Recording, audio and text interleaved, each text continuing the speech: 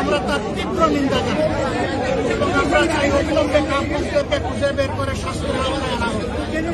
একটা কথা message very clear, এই জাতির কোনো গুলিকে পরোয়া করবে না ইনশাআল্লাহ, তৎকাও করে না। কেউ যদি আবার নতুন করে রেসিজম বা সন্ত্রাসের রাজত্ব বাংলাদেশে কায়েম করতে চান তাহলে খুব দেরি হবে না, যথাযথ জবাব পেয়ে যাবে দেবে এবং কাউকে এই ধরনের নোংরামি করার সুযোগ দেওয়া হবে না। বাংলাদেশের মাটি কারো বাপদাদার জমিদারি না, 11 কোটি মানুষের সম্পদ। এই সম্পদ পাহারা দেওয়ার দায়িত্ব আমাদের সকলের। আমরা সেই পাহারাদারি করবো ইনশাআল্লাহ। আমরা এই সমস্ত হত্যার চেষ্টা যারা চালিয়েছে তাদেরকে অবিলম্বে খুঁজে বের করে শাস্তির আওতায় আনার জন্য সরকারের প্রতি আহ্বান জানাচ্ছি।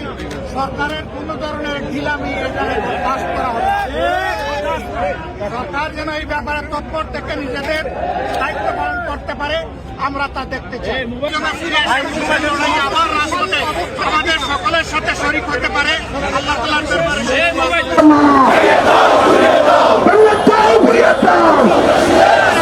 সন্ত্রাসীদের রাস্তা ভেঙে দাও, ঘুরিয়ে দাও। হাতের পর হামলা কেন, হাতের পর গুলি কেন, চুলাই চুদাবার গুলি কেন? যেই হাত গুলি করে, যেই হাত সন্ত্রাসীদের, যেই হাত গুলি করে,